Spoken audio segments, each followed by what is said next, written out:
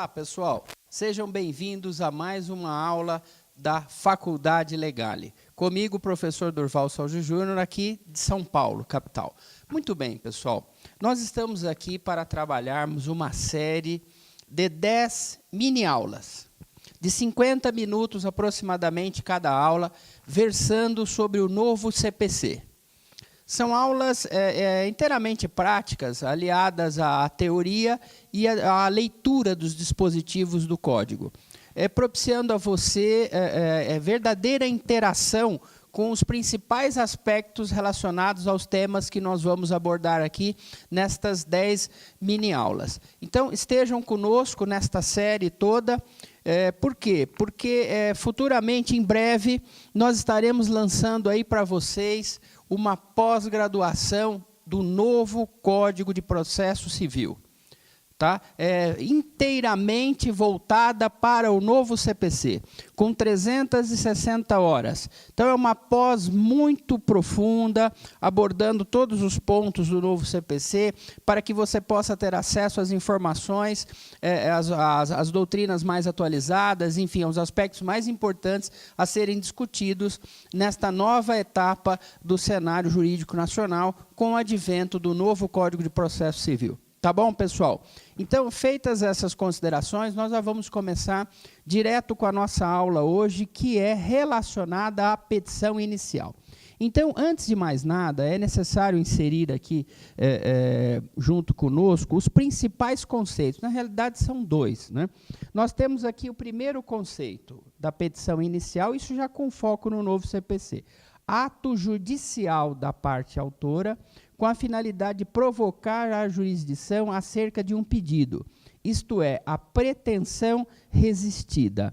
Muito bem, daqui a pouco nós vamos verificar um outro conceito, mas aqui eu já gostaria de fazer uma consideração. Olha que interessante, pessoal, já é um ato judicial, porque nós temos os atos judiciais e os atos extrajudiciais. Isso daqui já é um ato judicial. Por quê? Porque, não obstante seja o primeiro ato judicial, ele já está inserido dentro de um auto, dentro de um processo, tá? Ainda que na fase gestacional, posto que a petição inicial está provocando este poder judiciário, não é, para que se manifeste em relação ao pedido, aos pedidos do autor. Então, esta provocação do Poder Judiciário é justamente o quê? O seu interesse na composição da lide. Lembrando sempre o que seria a lide. A lide é a pretensão resistida.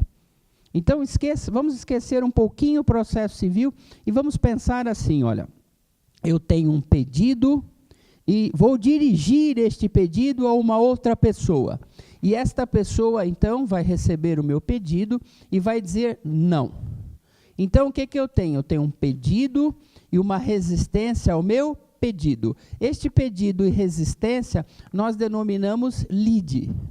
Então, haverá, então, essa resistência, e essa resistência, se ela não for superada, ela vai terminar o quê? Com uma ação judicial. E qual é o primeiro ato judicial, qual é a primeira providência que nós devemos adotar? É justamente esta nossa querida e amada petição inicial.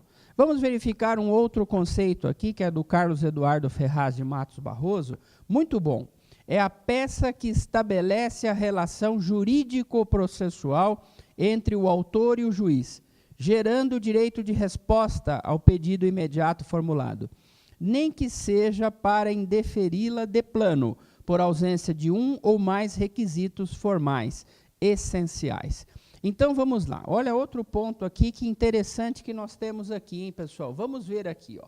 Nós temos o quê? Nós temos esta petição inicial como o quê? Como uma peça que vai estabelecer entre o autor e o magistrado esta relação jurídico-processual.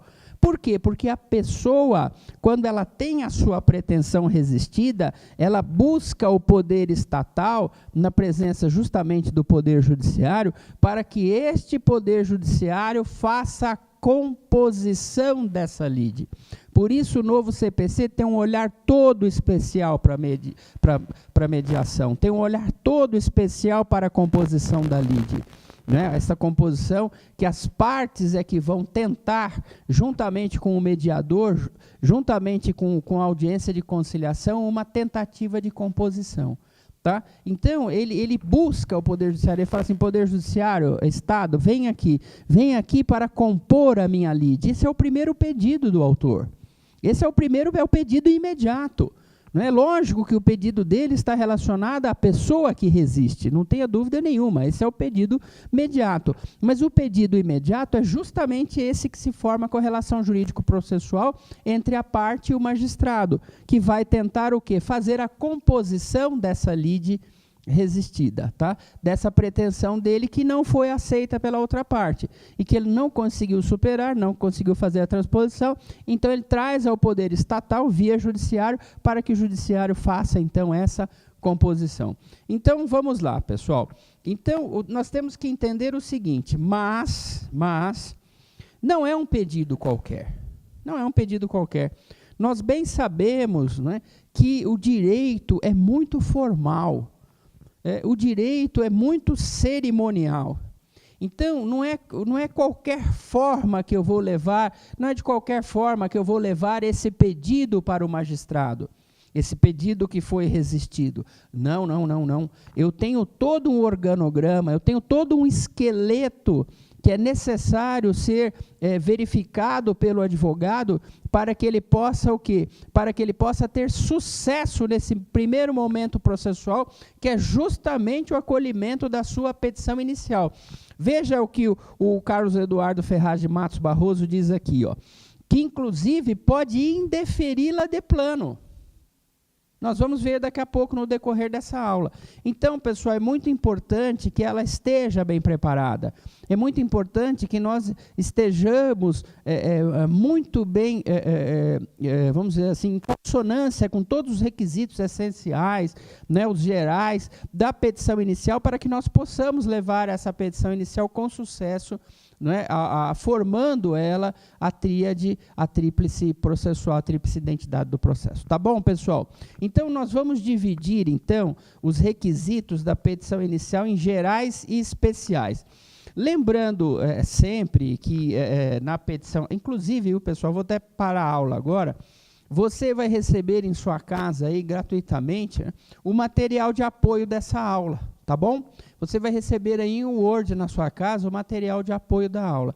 Basta entrar em contato com o Legale no endereço que está aqui embaixo, ó, e você vai receber em casa esse material de apoio. Ou, se você quiser, você entra no site do Legale, www.legale.com.br, vai lá em materiais grátis, faz o seu cadastro e você também receberá via e-mail o material de apoio das aulas. Tá bom, pessoal? Então, vamos lá. Então, a petição inicial, que também nós denominamos de exordial, de petição vestibular e tal, ela é um ato formal, sem dúvida nenhuma, e ela exige certos requisitos. Então, nós vamos começar trabalhando os requisitos gerais. Então, no material de apoio nosso, juiz ou tribunal que é dirigida. Então, vamos sem mais delongas para o CPC. Vamos lá. Então, nós temos aqui, olha, lá no 319, dos requisitos da petição inicial. Olha, pessoal, já tem que parar a aula. Requisitos é imprescindível. Não é? Quais são os requisitos para você advogar? Olha, que eu esteja cadastrado na Ordem dos Advogados do Brasil como advogado, como apto a trabalhar como advogado. Então, é um requisito. Então, o 319 diz, a petição inicial indicará. Indicará não é poderá indicar. Indicará não se trata aqui de uma possibilidade, de um alvitre, de uma faculdade. Indicará tem esse fator o quê? Potencialmente impositivo. Indicará. Número 1, o juiz a que é dirigida. Por quê, pessoal? Porque vai delimitar a jurisdição. Isso é muito importante. Tá? Vai delimitar a jurisdição. Então, ou seja, a partir desse juiz que você está dirigindo a sua petição, né, ele vai se tornar o quê? Ele vai se tornar ali o juiz que vai trabalhar com essa lide até a solução dela. Solução de mérito ou não. Tá? resolutiva, terminativa, enfim. Mas ela vai acompanhar todo esse processo até a sentença. Tá? Então, é muito importante, até eu coloco aqui como é uma importante função. Por quê? Porque vai delimitar a jurisdição e vai acionar o órgão competente para o julgamento da sua lide. Então, antes de mais nada, é muito importante que você faça um exame preliminar, baseado em toda a estrutura que você tem aí, inclusive nas normas estaduais, relativas a cada unidade jurisdicional, para que você possa verificar quem é o juiz competente para aquela determinada demanda que você está postulando, que você está buscando do Estado para a composição da lide. Próximo, então vamos lá, olha só. 2. Nomes, prenomes, o estado civil, a existência de união estável, não é? A profissão, o número de inscrição no cadastro de pessoas físicas, o famoso CPF, ou no cadastro nacional da pessoa jurídica, o CNPJ. O endereço eletrônico, o domicílio e a residência do autor e do réu. Olha que bacana, pessoal. Olha que bacana. Então, o que nós temos aqui de novidade, além do que nós já tínhamos? Né? Esse indicativo de união estável é muito importante, porque agora o Estado também já começa a trabalhar na própria disposição do CPC, já traz estas inovações, né? Estas novas formas de união entre as pessoas. Então, nós já temos aqui a união estável.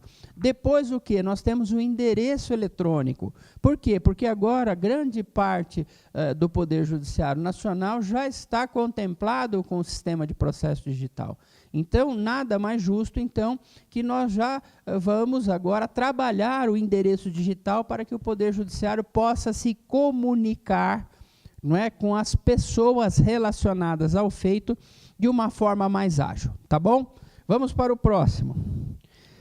3.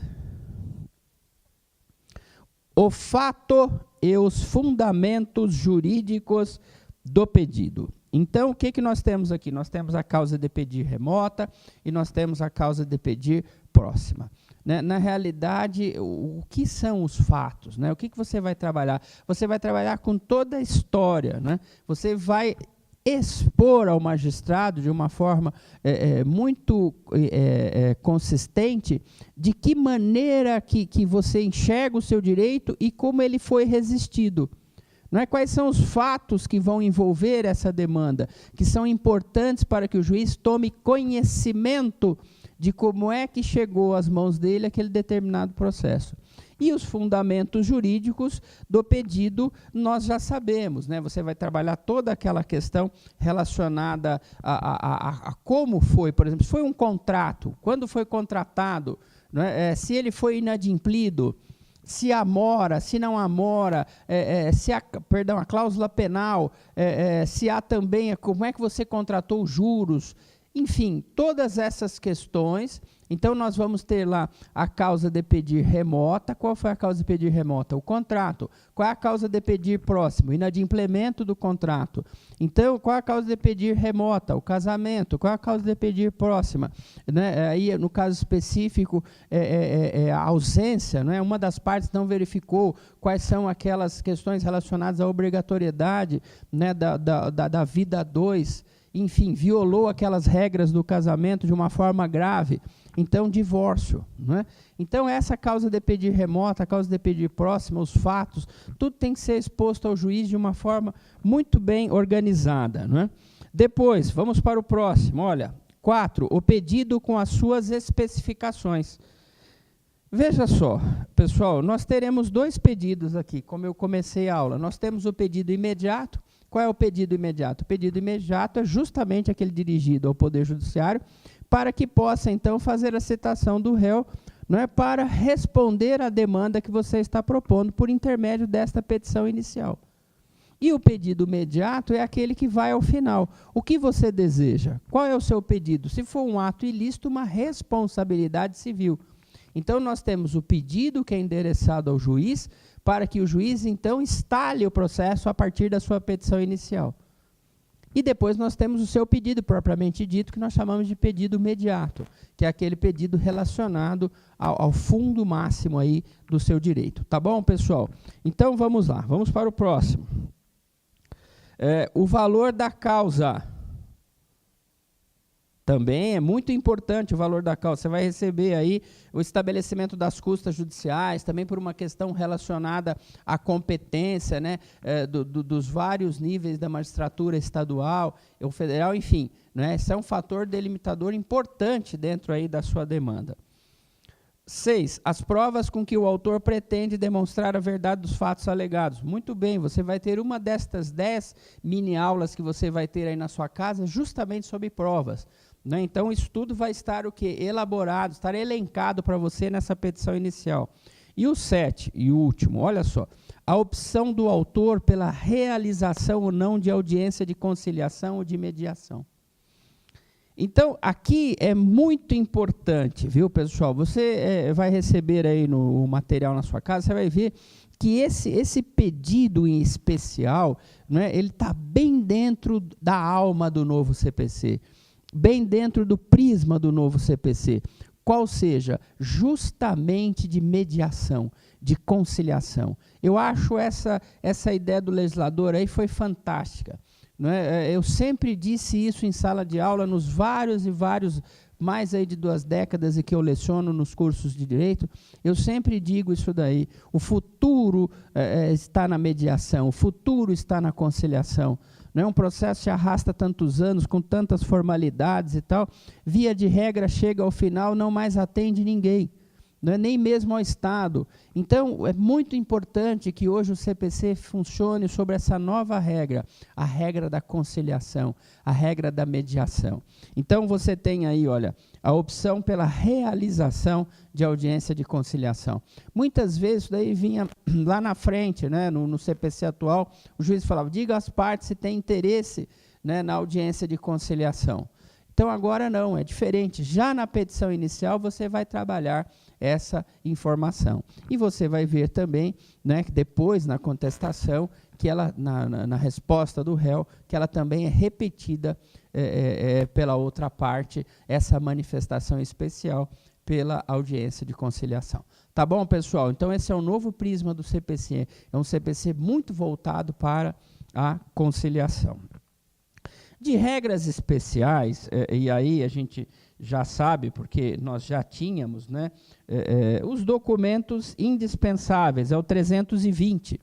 Né, a petição inicial será instruída com os documentos indispensáveis à propositura da ação.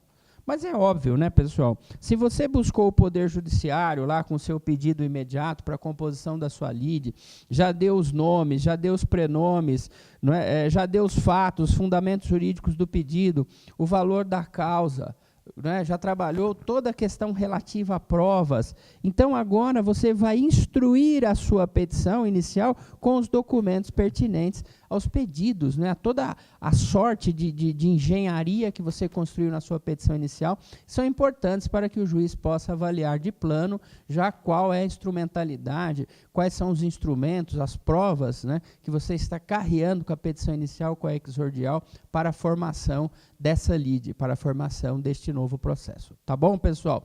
Então, eu costumo dizer que esses daí são os requisitos especiais. Então, nós temos os gerais, vai do 1 ao 7, né, já previstos no 319, e aí os documentos que vão instruir a petição inicial com base justamente no 320. Muito bem. Vamos verificar agora uma questão interessante, que é a questão da emenda. Então, vamos lá no 321, olha. O juiz, ao verificar que a petição inicial não preenche os requisitos do artigo 319 e 320. Então, essa é a primeira disposição. Então, você não deu valor à causa, é requisito. Né? Não fez a exposição dos fatos e os fundamentos jurídicos do pedido, não disse nada sobre o valor da causa, tá? Isto é, não preencheu aqueles 7 requisitos gerais da sua petição inicial. Então, eu costumo sempre dizer o seguinte, para você não tomar um 321, não é que esse dispositivo aqui, olha, na cacunda, né, como a gente diz aí no interior, eu também sou do interior de São Paulo, não é, nós vamos verificar o seguinte, a primeira base que você tem que ter, tica o 7. Tem o juiz? Tenho. Tem o nome, prenome, estado civil, CPF? Tenho. O fato, fundamento jurídico de pedido. O pedido com as suas especificações. Não tem ação sem pedido. Né? Justamente o juiz vai declarar procedência ou improcedência do seu pedido. O valor da causa, as provas com que o autor pretende demonstrar a verdade dos fatos alegados. Aqui você está falando sobre as provas. O 320, você está juntando as provas. São diferentes. Você fala, mas ele fala de prova, depois ele fala de prova de novo. Sim, ali você expõe que você deseja realizar tais e tais provas. Não é? E na medida do possível, caso elas já existam e não dependam, por exemplo, de uma determinada providência posterior, como seria o caso da perícia, você já pode, então, juntar essas provas pelo 320. Então, nós temos aí os chamados requisitos especiais. Ou, bom, vamos para a aula. Então, veja só que interessante. Então, primeira coisa, porque nós já temos uma conjunção alternativa ou aqui. Então, nós já temos no comecinho o quê? Que você não observou as regras do 319 e 320. Então, você, hoje que eu falei, tica para não errar.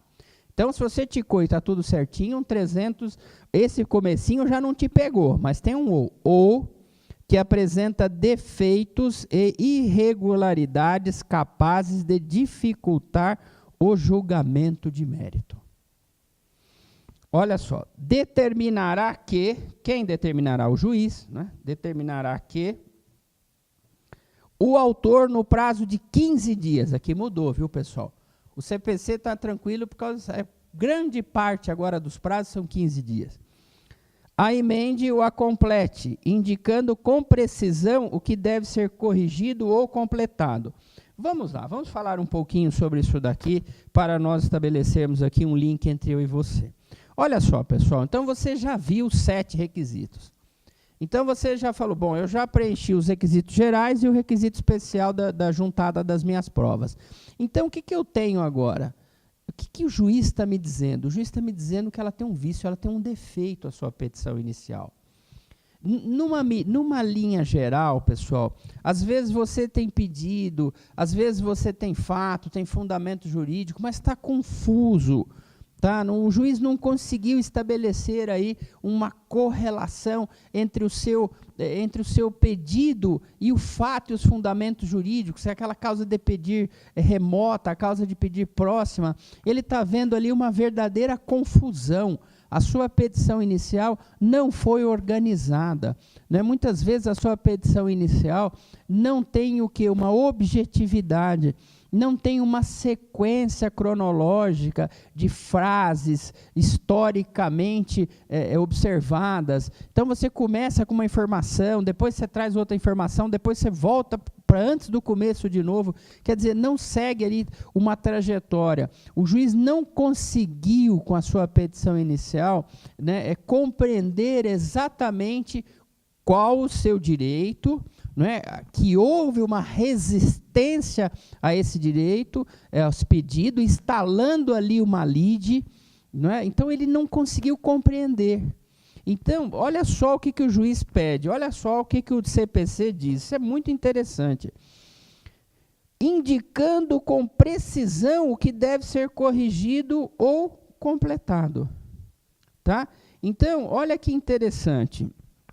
Pontos importantes aqui. Durval, eu gostei disso daí. Por que eu gostei? Porque se eu fiz alguma coisa, o juiz vai ter que indicar com precisão o que tem que ser emendado. Ele vai ter que indicar com muita objetividade o que vai ter que ser completado. Sem dúvida, pessoal. Eu também acho isso daí. Eu também acho que é uma oportunidade bacana para o advogado, porque, na realidade, muitas vezes o nosso modo de escrever, né, vai dar muito certo com um determinado leitor-juiz, mas pode não dar certo com outro leitor-juiz. Né? Cada um de nós tem a sua subjetividade na interpretação da leitura do seu texto.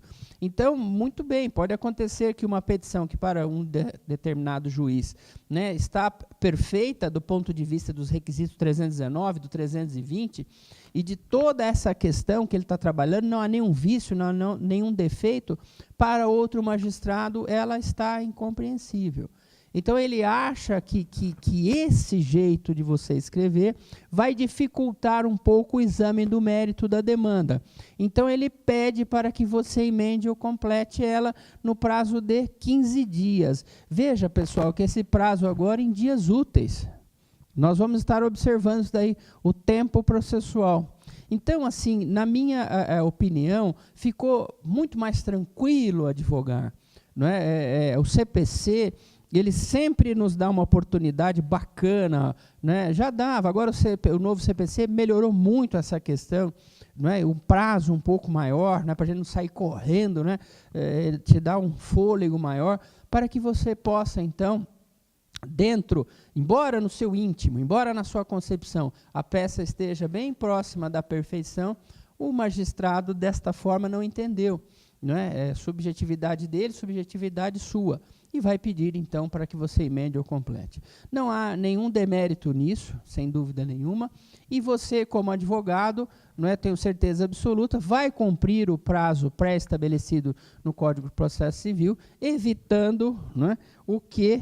Evitando o parágrafo único. Se o autor não cumprir a diligência, o juiz indeferirá a petição inicial. Não é? Então, veja só, mas isso só vai acontecer se você não sanar o vício verificado nesse dispositivo. Tá? Então, você tem uma grande, uma enorme, uma gorducha oportunidade de completar, não é? de emendar a sua petição inicial.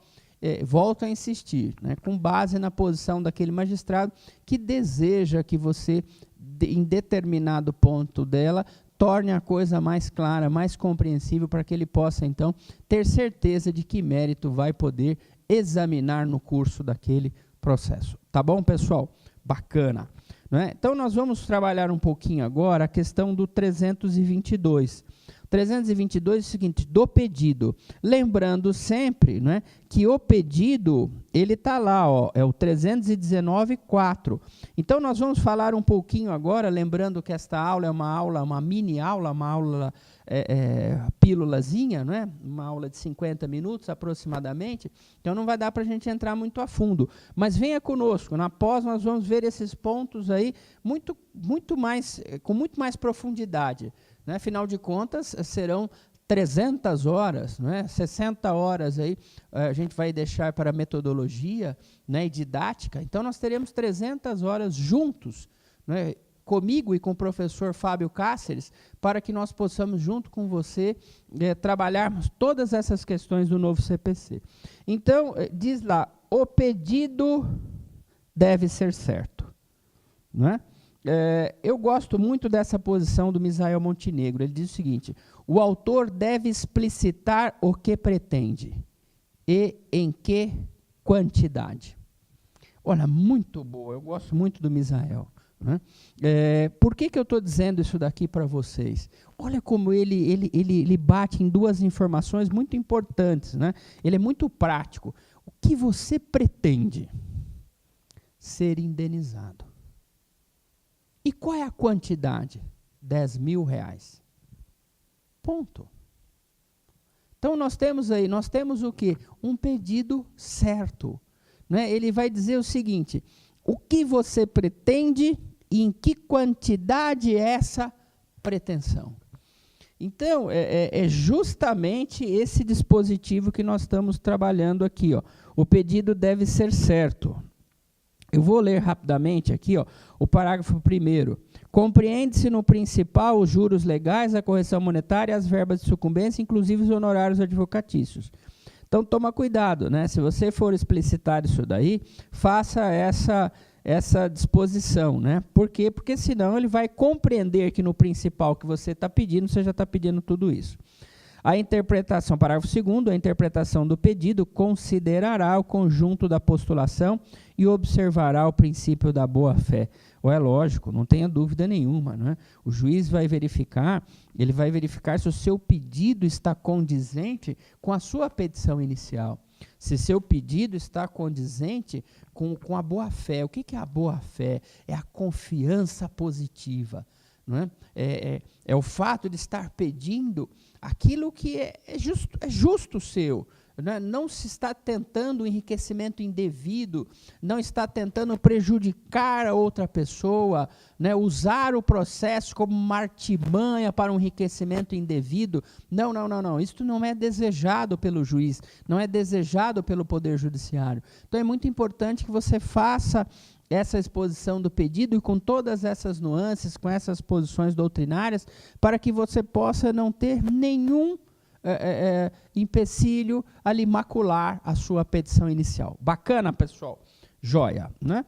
Depois nós temos lá o pedido genérico. Né? Diz lá o 324. Então, lembrando sempre, né? Nós temos o 322, o pedido deve ser certo, e o 324, olha o que está dizendo aqui. O pedido deve ser determinado. Então, nós temos duas expressões. Nós temos a certeza e nós temos a determinação. Tá? O que ele vai dizer em determinado? Olha que interessante. É lícito, porém, formular pedido genérico.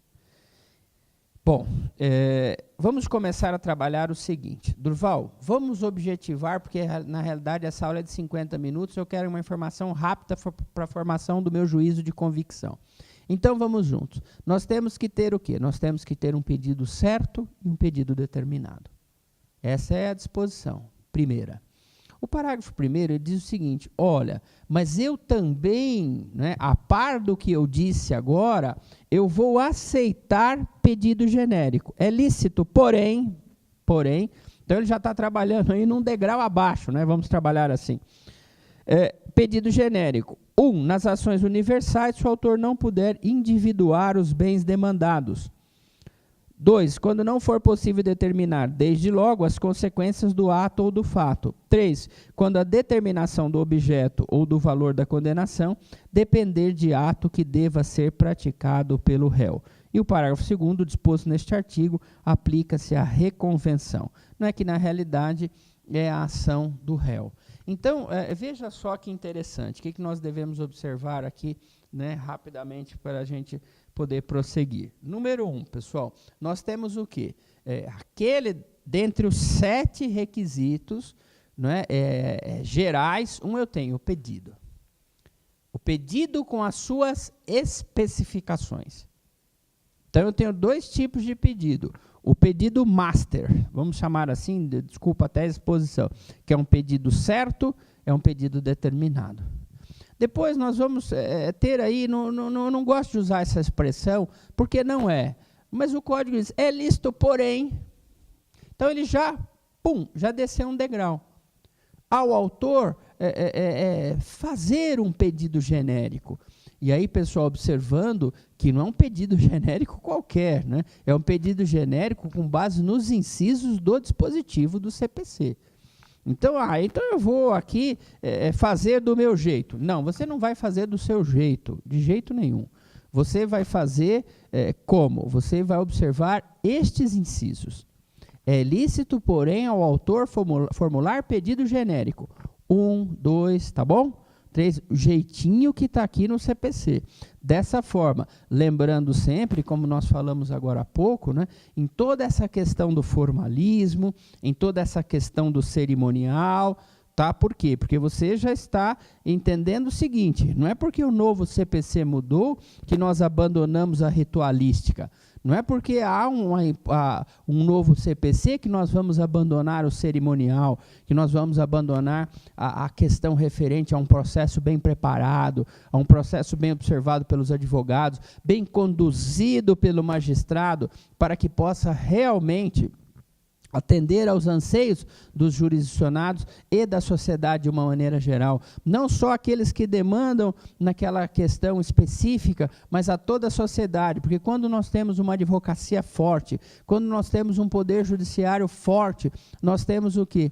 Demandas justas, não é? Decisões justas. decisões amparadas em postulações técnicas, muito bem elaboradas, né? Então, por isso o CPC chama essa responsabilidade para o advogado, né? Chama essa responsabilidade para o magistrado, de que nós possamos cada vez mais, né, ter acesso a um processo, né, bom, bem feito, né, bem elaborado, e que a justiça realmente seja feita segundo os parâmetros legais previamente estabelecidos e as normas fundamentais do CPC, que serão objeto de uma aula específica. Dentre estas 10 aulas referentes ao novo CPC, nós teremos uma aula sobre normas fundamentais. Muito bacana, viu, pessoal? Por fim, né, nós temos lá o 330. O que o 330 vai dizer? Professor, mas tem um monte de artigo aí que ficou para trás. Sim, pessoal, eu sei, mas nesses 50 minutos nós estamos apenas pensando alguns dispositivos mais importantes, né? Depois, durante o decorrer do curso, nós vamos estar observando artigo por artigo, dispositivo por dispositivo, tirando todas as dúvidas de vocês, para que vocês possam ter acesso a todas as nuances deste novo CPC, tá? Em grau de pós-graduação. Conto com vocês, hein? Venham conosco. Então, diz aqui, olha, 303, a petição inicial será indeferida quando? Muito bem, então é um medo que eu tenho, né? Porque além do parágrafo único, né, o que está falando lá? Olha, se o autor não cumprir a diligência, o juiz indeferirá a petição inicial. Então, nós temos aqui os casos de indeferimento. Vamos ler aqui rapidinho? Vamos lá. For inepta. 2, a parte for manifestamente ilegítima. O autor carecer de interesse processual. Bom, aqui nós temos a questão de legitimidade, né, de interesse processual, condições da ação, LIP, né, não atendidas as prescrições do 106 e 321, que nós vimos agora há pouco, né. E aí depois o parágrafo 1º, assim como no CPC antigo, né, ele é muito gentil, o CPC, né, ele é muito diplomático, né. Aí você vai falar assim, for inepta, professor, mas o que é inepta? Aí diz lá o seguinte, ó, parágrafo 1º, considera-se inepta a petição inicial quando? Aí vem lá, lhe faltar pedido ou causa de pedir. O pedido for indeterminado, ressalvadas as hipóteses legais em que se permite o pedido genérico. Falamos aqui. Da narração dos fatos, não decorrer logicamente a conclusão. Não é? Lembra que eu falei para vocês, causa de pedir remota, causa de pedir próxima. 4, contiver pedidos incompatíveis entre si. Bom, depois nós temos aqui 2 parágrafos, mas eu gostaria de trabalhar com vocês o seguinte, vamos prestar atenção assim, ó. Você já reparou, não é, que os casos de indeferimento da sua petição inicial estão todos relacionados, ou quase todos, na sua esmagadora maioria, correlacionados ao 319 e ao 320? Já reparou que são os requisitos? Na realidade, em linhas gerais, nós nem precisávamos desse dispositivo. Por quê? Porque lá atrás nós já tínhamos, olha, eu tenho esses requisitos aqui. Eu vou pedir para você, se faltar ou tiver um vício, alguma coisa, eu vou pedir para você complementar, para você emendar. Olha, mas se você não complementar e você não emendar, eu vou indeferir a sua petição inicial. Mas não, o CPC é cavalheiro, o CPC é galante, o CPC é liano, ele é fino. Então, o que ele vai fazer? Lá para frente, um pouquinho, ele vai dizer para você o seguinte, do indeferimento da sua petição inicial. E aí, muitas vezes, ele repete o que já está dito. Mas isso é bom, pedagogicamente falando, é bom. Não é? Eu não vejo com uma questão, nossa, ele repete, é um erro. Não, eu vejo como uma razoabilidade dentro da legislação. É como se ele dissesse o seguinte, olha, eu vou falar várias vezes para que você não possa errar na elaboração da sua petição inicial. Muito bem. E aqui, como último ponto da nossa aula de hoje, nós temos assim, olha. Vamos trabalhar aqui, não é? O 331. Indeferida a petição inicial, o autor poderá apelar. Veja que interessante, pessoal. Indeferida a petição inicial, o autor poderá apelar, facultado ao juiz no prazo de 5 dias retratar-se, assim como no caso do agravo de instrumento. Não é? Ele tem 5 dias para fazer uma retratação. Então, o que nós temos aqui? Você vai falar o seguinte, ô Durval, nos casos de indeferimento da petição inicial, previstos agora por você, que você enumerou, aí, começando quando a petição for inepta, qual é o recurso cabível? O recurso cabível é apelação. 15 dias. Tá? Então, você vai apelar e toda a disposição referente a isso daqui está aqui. Olha, se não houver retratação, o juiz mandará citar o réu para responder ao recurso. Sendo a sentença reformada pelo tribunal, o prazo para contestação começará a correr da intimação do retorno dos autos. E na não interposta apelação, o réu será intimado do trânsito em julgado da sentença. Então, veja, pessoal, olha que bacana. Então, o código é tranquilo, viu, pessoal? Com essas alterações que eu falei, algumas alterações bem pontuais, mas você já percebeu que grande parte, né, daquele esqueleto do CPC de 73 de Buzaide, né, está presente aqui. É lógico que o código foi atualizado, o código foi melhorado, com base em tudo que nós aprendemos nesse período que vai do comecinho da década de 70 até hoje, né, muita coisa nós aprendemos relacionados à petição inicial. Então, o legislador, né, fiel, atento a esses reclamos do povo, dos advogados, né, dos juristas, dos estudiosos, dos magistrados, enfim, Ministério Público, todos os procuradores, as defensorias, né, fez por bem alterar, né, um outro ponto da petição inicial no sentido de melhorar, no sentido de aprimorar o processo civil brasileiro. Então, espero que você tenha gostado da aula. Nós trabalhamos aqui algumas questões relacionadas à petição inicial, nesses aproximadamente 50 minutos dessa mini aula, e conto com você, com a sua audiência nas outras 9 aulas, que nós vamos, eu e o professor Fábio Cáceres, né, dispor para você, juntamente com o Legale, para que você possa assistir aí no conforto do seu lar, no conforto do seu escritório. Tchau, pessoal, e até a próxima mini aula.